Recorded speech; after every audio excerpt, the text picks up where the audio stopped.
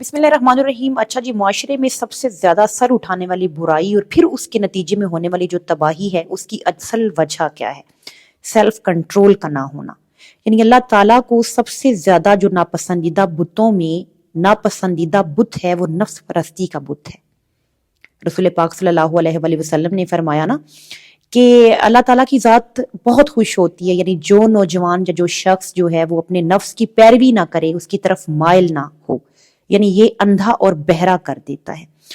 تو جو self control ہے اس کا اصل مقصد ہماری خودی کو گرفت میں لانا ہے۔ وہ بقول اقبال کے نا کہ اس قوم کو شمشیر کی حاجت نہیں رہتی ہو جس کے جوانوں کی خودی صورت فولاد۔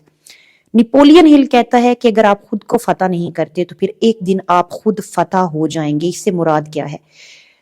جو شخص اپنے نفس کو محکوم بنا لے اور پھر اپنے نفس پر حاکم ہو جائے وہ دنیا کا طاقتور اور عقل مند ترین انسان ہے۔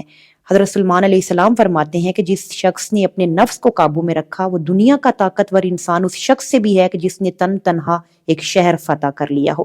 آج ہماری روزمرہ کی بنیاد میں لامحالہ بے شمار مسائل سے ہم دو چار ہیں۔ ڈپریشن، انزائٹی، اوور تھنکنگ، یہ ساری چیزیں کہ امام علی علیہ السلام ہمارے لیے مشعل راہ اور ان کی گوشہ زندگی ایک اہم سامان فراہم کرتی ہے۔ ان کی ایک لائن میں سمجھتی ہوں پوری زندگی کا مجموعہ احاطہ خلاصہ ہے کہ انسان کی ساری پریشانیاں فقط دو باتوں کی وجہ سے ہیں۔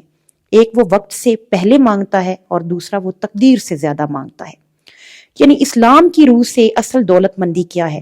ترک دنیا، ترک تمنا، ترک خواہشات۔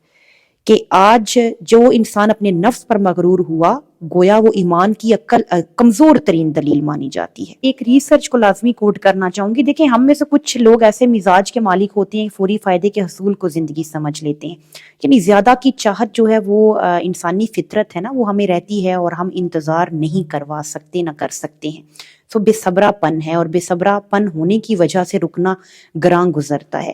تو اس کو انسٹنٹ گریٹیفیکیشن کہتے ہیں۔ اور کچھ زندگی میں وہ لوگ جو شاذ و نادر ایسے ہوتے ہیں جو طویل سفر یا طویل انتظار پسند کرتے ہیں، گریجولی چلتے ہیں، ٹھہر ٹھہر کے رک کے وہ کامیابی کی طرف، اس کو ڈیلیڈ گریٹیفیکیشن کہا جاتا ہے۔ اس ریسرچ کے اوپر جو ہے ریسرچرز نے اسٹینفورڈ یونیورسٹی کے کچھ سکولز کے بچوں کے اوپر اس کو امپلیمنٹ کیا کہ ان کو مارش میلو دی گئی اور کہا گیا کہ جب تک اپنے ٹیچر یا ریسرچر نہیں آئے گا آپ تب تک اسے نہیں کھائیں گے کہ آپ کو انعام کے طور پر ایک اور دی جائے گی۔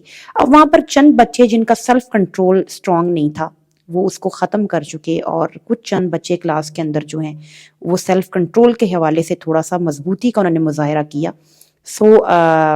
یہ تحقیق یہاں تک نہیں رکی کہ کچھ سالوں تک جب وہ پروفیشنل پریکٹیکل لائف کے اندر بچے گئے تو وہ ریسرچرز ان کی زندگی کو جائزہ ایویلویٹ کرنے کے لیے یعنی اگین سے گئے۔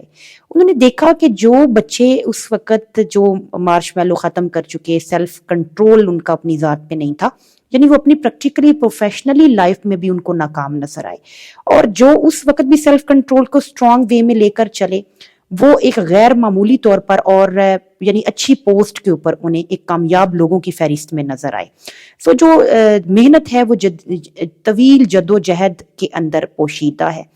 یعنی جو لوگ صبر اختیار کرتے ہیں، جن کے عزائم بڑے ہوتے ہیں، ارادے بڑے ہوتے ہیں، اور جو ٹھہر ٹھہر کے گریجولی اپنی کامیابی، اپنی جد و جہد اور محنت کے ساتھ اپنی زندگی، تو وہ ایک خوشحال زندگی گزار سکتے ہیں۔ جس انسان کا سیلف کنٹرول جو ہے وہ سٹرونگ ہوگا، دیکھیں وہ زندگی کے آپ ہر شعبے، چاہے وہ انفرادی ہے، اجتماعی ہے، اس کے ہر پہلو کے اندر جتنے بھی پریشان کن، مایوس کن حالات ہوں گے وہ اس سے باہر نکل آئے گا۔ کسی بھی کام یا شے کا جو آپ کو کم فائدہ چھوڑ کر اگر آپ مستقبل کے بہت یعنی اچھے فائدے کو سوچ کر آگے چلتے ہیں تو آپ دنیا کے خوش نصیب اور دور اندیش انسان ہے کہ جس کی آپ کی ذات کے بینک میں کیا ہے؟ سیلف کنٹرول جو جیسا خزانہ اور اثاثہ آپ کے پاس موجود ہے۔ تو ارشاد باری تعالیٰ ہے نا کہ جس نے اپنی خواہشات یا نفس کے اوپر کنٹرول کیا اس کا ٹھکانہ جنت ہے۔ اب دیکھیں ہمارے ہاں جو ہے وہ روزہ جو ہے وہ کیا ہے؟ ہماری سیلف کنٹرول کی بنیادی تربیت ہے۔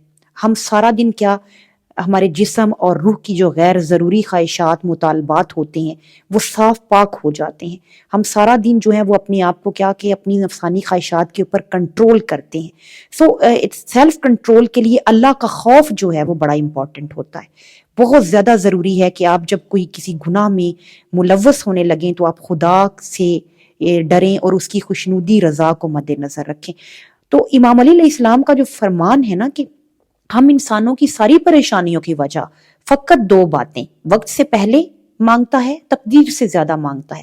یعنی وقت سے پہلے مانگنے سے مراد کہ ہم بے صبرے ہیں، ہمارے اندر انتظار نام کی چیز نہیں ہے اور ہم چاہتے ہیں ہمیں فی الفور یعنی وہ چیز مل جائے، وہ خواہش جو ہم نے کی وہ حاصل ہو جائے. سو اینڈ میں یہ کہنا چاہوں گی ارشاد باری تعالیٰ کہ جس نے اپنے نفس پر خواہشات پر کنٹرول کیا اس کا ٹھکانہ جنت ہے. سو یہ ڈپریشن، انزائٹی، اوور تھنکنگ جو ہے وہ ہماری اپنی سیلف کنٹرول اور اپنی جو نفسانی خواہشات ہے اس کا بہت حد تک بڑھ جانا ہے.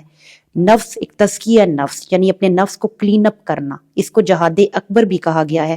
اور ہم ایسے بے وقوف انسان ہیں کہ اپنی ایسے منصوبہ ساز پلانر کہ اپنی زندگی کو یعنی پلان کر رہے ہیں، دیکھ رہے ہیں اپنے معاملات کو، لیکن اس کے اندر اس پلان کے اندر اپنی ہی موت سے غافل ہو چکے. لوگوں کے اوپر فوقیت چاہتے ہیں، ان سے سبقت لے جانا چاہتے ہیں، ان سے مقابلے کو کامیابی کا زینہ ہم سمجھ رہے ہیں. اور بڑی بدبختی ہے کہ سٹیٹس لگژری لائف جو ہے اس کو ذریعہ افتخار سمجھ رہے ہیں، حالانکہ در حقیقت یہ ہماری غریبی اور پستی ہے ہمارے ذہن کی. اور یاد رکھیں جو ہماری زندگی میں ہوتا ہے وہ کسی وجہ سے ہوتا ہے، ایکسپیرینسز کے ذریعے ہم سیکھتے ہیں. So through experiences we can feel and understand the contrast of what is good for us or not. So اپنی خواہشات کو کنٹرول کریں، نفسانی خواہشات کو، اور اپنی خدا کی خوشنودی رضا جو رضا ہے اس کے تحت اپنی زندگی کو گزاریں اور اپنے آپ کو فتح کریں اس سے پہلے کہ آپ خود فتح ہو جائیں. یعنی اپنے نفس کے آگے جو ہے اس کو محکوم بنائیں اور اس کے حاکم بن جائیں. وما علینا الا البلاغ المبین.